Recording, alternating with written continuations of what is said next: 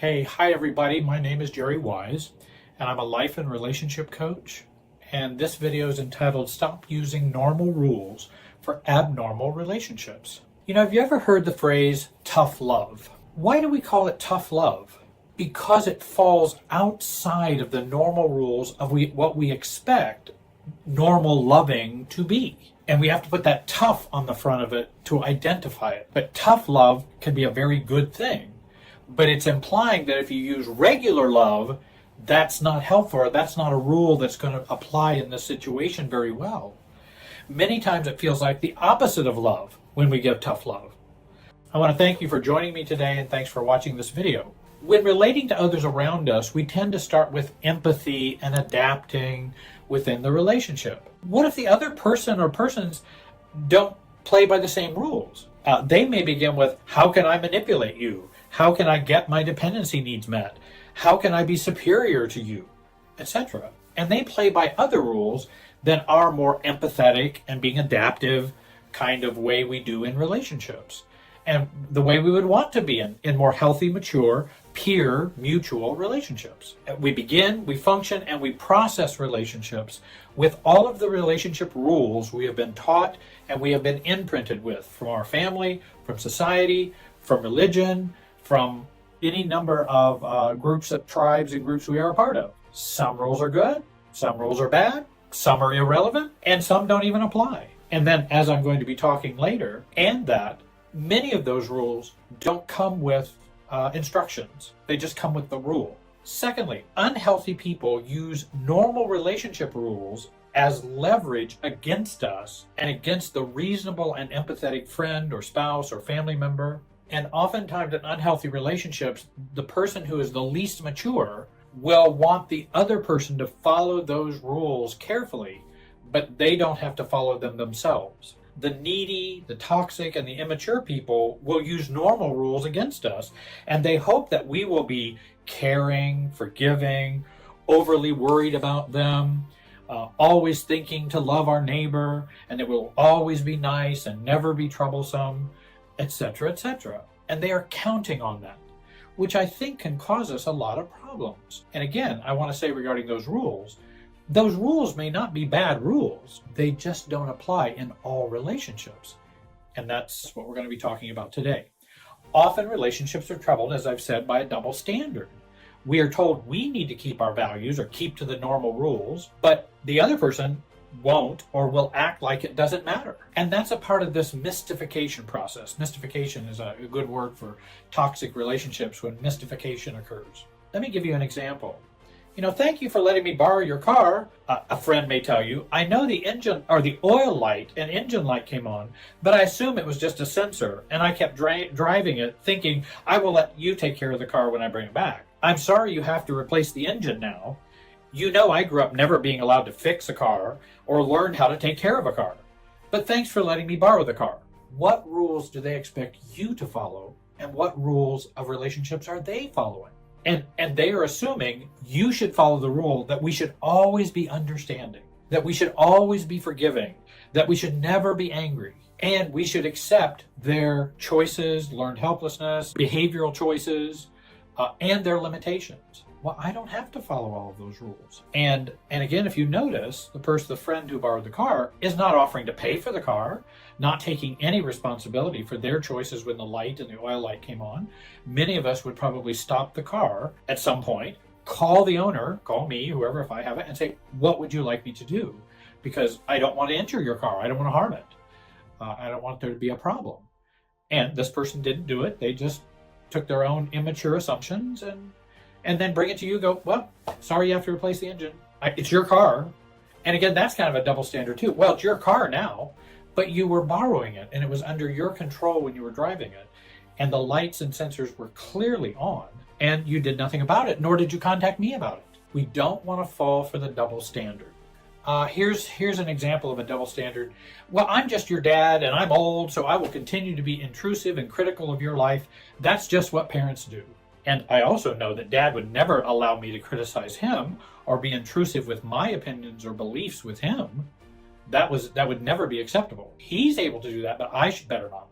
Double standard. And then I want to learn option C, which is, well, Dad, I see that you're either unwilling or unable to change by what you just said, because parents just don't change. They just keep doing that. You may find me visiting less often and telling you fewer things about my life. Not because I would not like to include you or share them with you, but because of your way of thinking and relating to me, it's difficult for me to tolerate that. I'm sorry, Dad. I love you. Then I'm playing by his rules and my rules. My rules are, you don't get to do that or disrespect me. And if you're just saying, well, that's just the way I am, then I'll take that as exactly what you mean. It's just the way you are. Well, then I'm going to have to change. And that change may be, we may not be as close. If you're just going to go, it's just the way I am, meaning I'm not going to change for you or anybody else. Well, okay, you don't have to, but that may impact my relationship with you. We feel the pull to love all people, respect all people. But not everyone is very lovable nor respectable.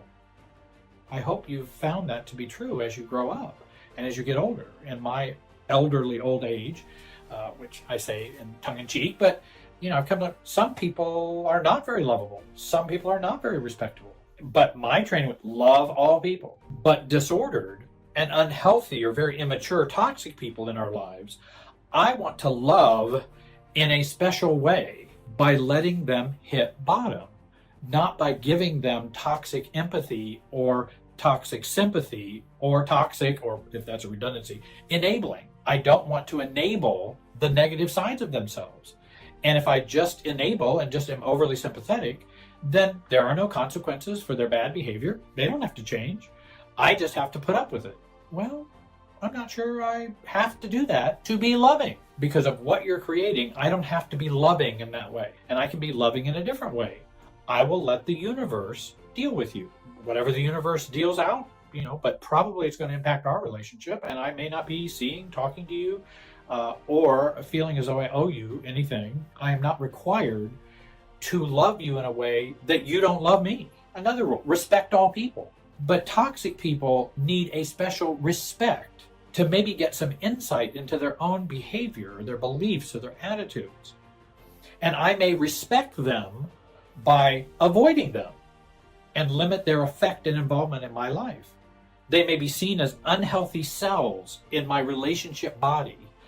And there are people that are unhealthy cells in the body society and in the body of the family. Unhealthy or cancerous cells are invasive.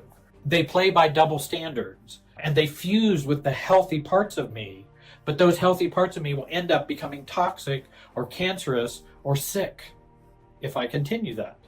I like Edwin Friedman's discussion about virology. You might want to find some of his videos online. They were made a while back, but they were really good in terms of describing how unhealthy people are like unhealthy cells. And if we treat them as an equivalent healthy cell, we're going to get sick and it's going to cause problems. I want to respect them by avoiding them. I want to respect their right not to get help. They can choose not to get help. They can choose not to change. And I choose to be neither reactive nor naive about them. And I see that boundary-needing relationships, boundary-needing relationships, as ones that I need to set strong boundaries which respect me and may model for them how to respect someone. Because they obviously haven't learned it, don't want to learn it, have no interest in it, and see no need for it. Well, that's fine. I'm going to respect them by having boundaries. And then I'm not pushing them away. They decide whether they're going to push me away. Because boundaries don't push people away. People get pushed away by not respecting your boundaries. They're pushing you away, not the other way. Boundaries do not push away people. It sets the relationship for a healthy foundation, is what they do. They're not to push someone away. But if someone doesn't respect your boundaries, then they're going to feel pushed away. But it's actually a myth. All societal rules, family rules, personal internalized rules, religious rules need to come with instructions and expectations. And many times they don't. And so we just internalize the rules and apply them across the board equally. That will cause us some problems. Because everyone we're dealing with, working with, relating to, are not the same and are not equal. If I apply caring for or helping my sister and being supportive, maybe helping her financially or something in that way, that's different than caring for a cousin who is alcoholic or addict and is completely dying an inch at a time, and me helping him in the same way I would help my sister. The one help would be healthy. To help him in that way would be enabling and very unhealthy and not loving. How about the rule, one should never lie? Do you believe we should never lie? While I think that's an absolute and great rule, an absolute great guideline, let me give you an example. When I was doing marital and family therapy with folks, and someone would find out that Mary might be seeing me, she and her husband or whatever, and then someone asked me, "What, do you know Mary Smith?" And I knew she was a client, and I would say, "I have no idea who that is. Am I telling a lie?"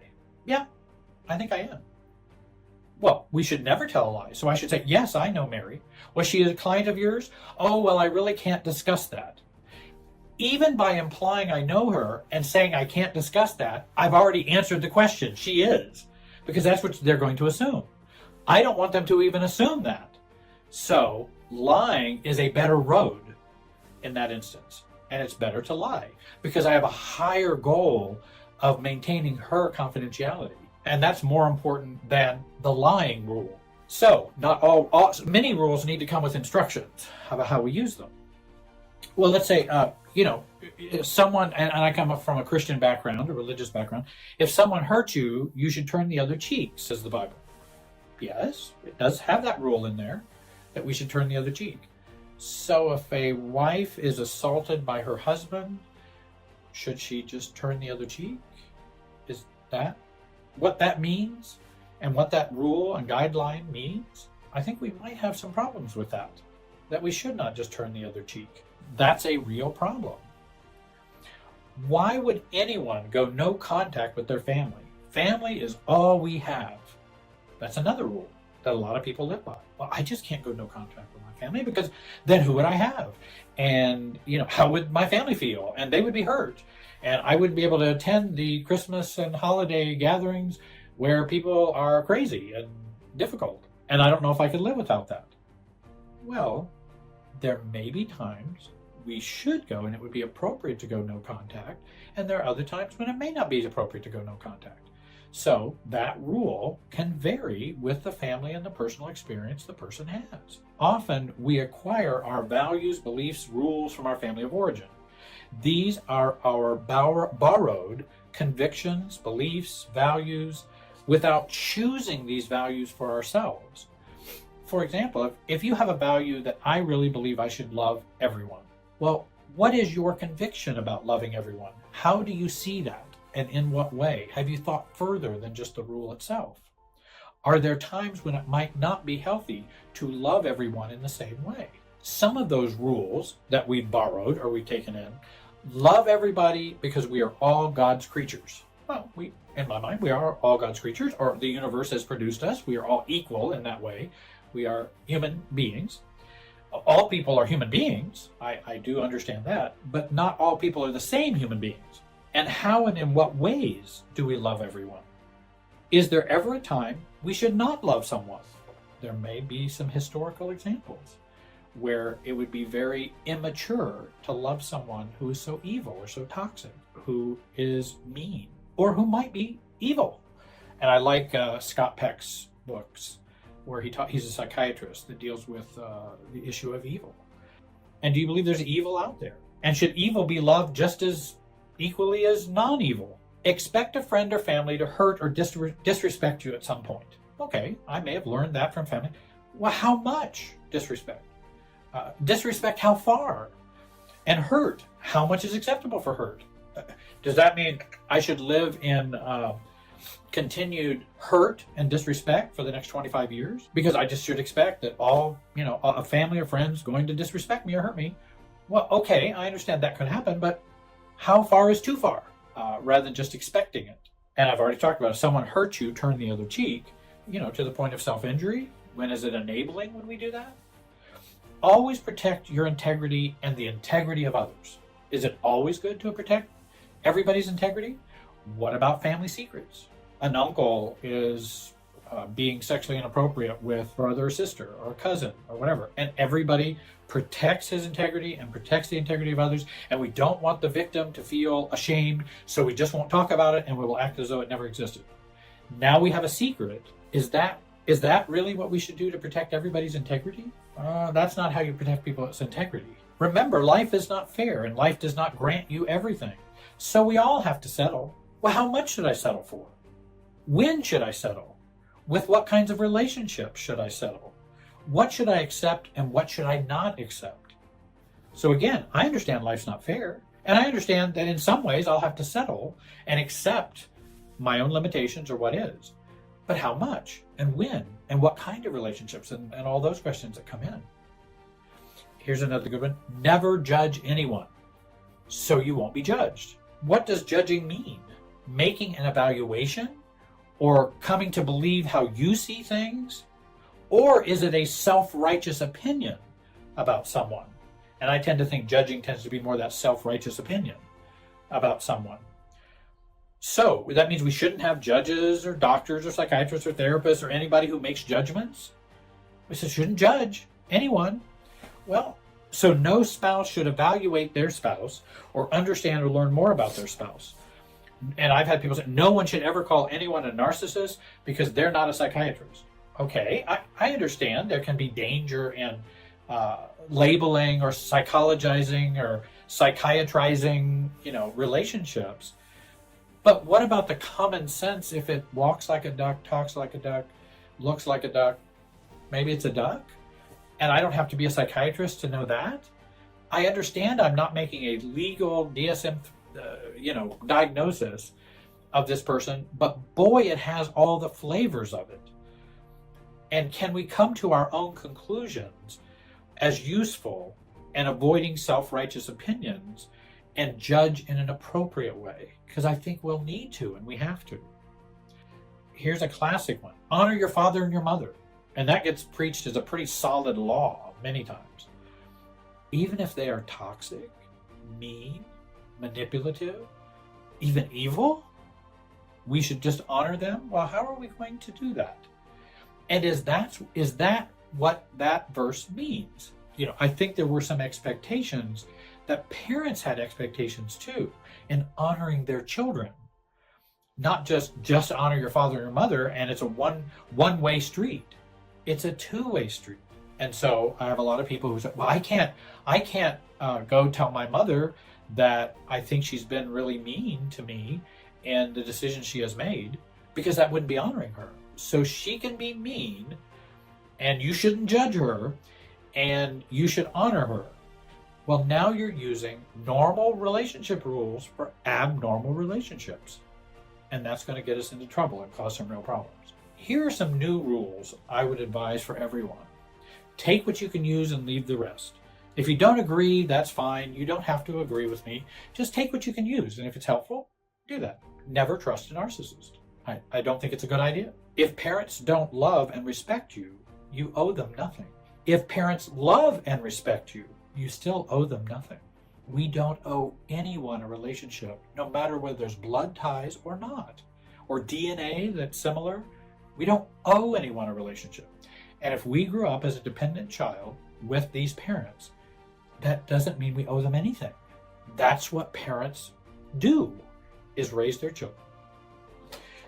Kids don't have to pay back being born, raised, provided for, sent to college, taken to the doctor, given an allowance, or other ways parents sacrifice for them.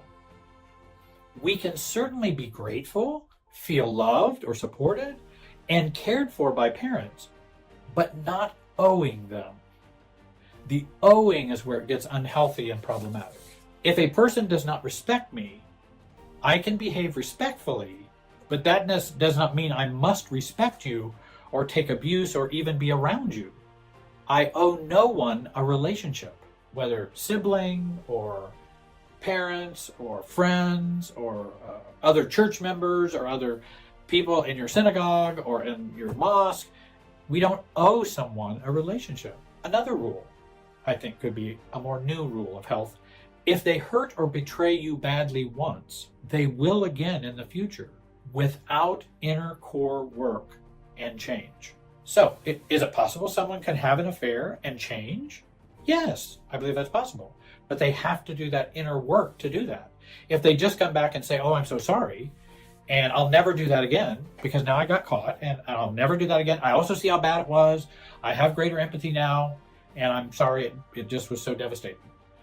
I'm not sure that's enough to be able to trust them fully. I think they really need to do their work for them to be trustworthy. Not everyone deserves a second or even a third chance. We do not owe everyone a second or third chance. It depends.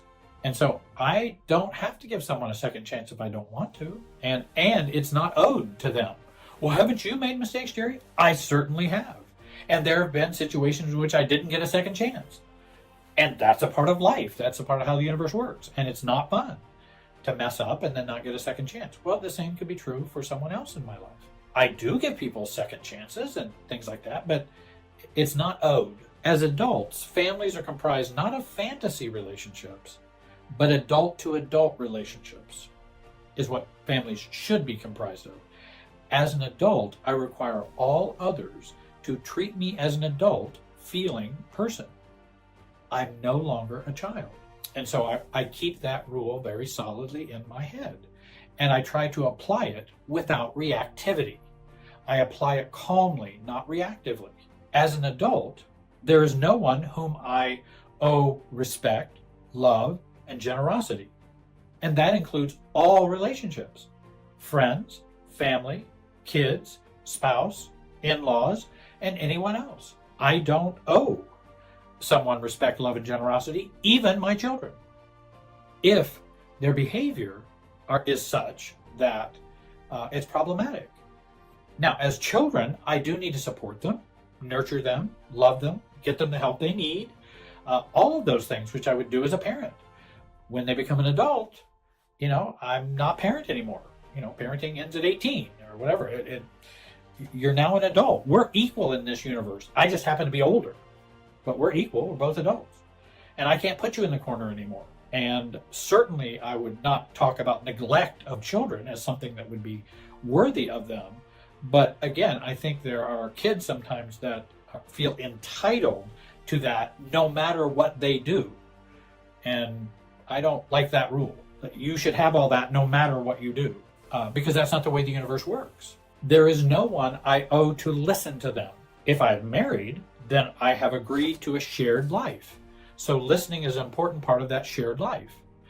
But it must be mutual. You don't have to be a certain way or do something because they believe it is your role. Well, you're my wife, you have to listen to me. Well, you're my husband, you have to listen to me.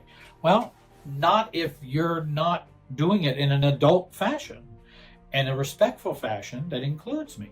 And if you have problems like that, then that's when you need to get some help for the couple. I want to remind you to be careful about the following normal rules with unhealthy, toxic, and negative relationships. They will use these rules against you. Remember, those who are unhealthy will try to shame us by not following those normal rules. When they're not following them at all, they'll shame us or guilt us that we're not following them. Another rule I think of here at the end, if someone asks you a question about your life, polite society and good rules of behavior means you should answer. No. I have every right to know the context or the reason for the question. My rule is this. If I'm asking someone a personal question, I preface it with why I'm asking. And many people will ask personal questions and don't preface it with why they're asking. You don't know why they're asking. If my friend Andy asked me about my taxes, because I tend to get late on doing my taxes each year, it's quite different than when my mother was asking about how I was doing on my taxes. Andy is concerned and supportive. Mom tended to be more anxious and shamed and fearful and upset my life was not in order. Mom is asking for herself. Andy is asking for me. Same question, different context. I think I'll call it a day today. I want to thank you so much for being here with me. I know I went a little long today. There are 3 workshops, I think, or maybe 4 workshops on the website if you want to go there for rent or purchase. I have another workshop that's going to be coming up, and I'll be getting that information out. If you join this channel, subscribe, like, click the bell so you get the newest videos. Again, I want to thank you so much for joining me today. Have a great day and be wise.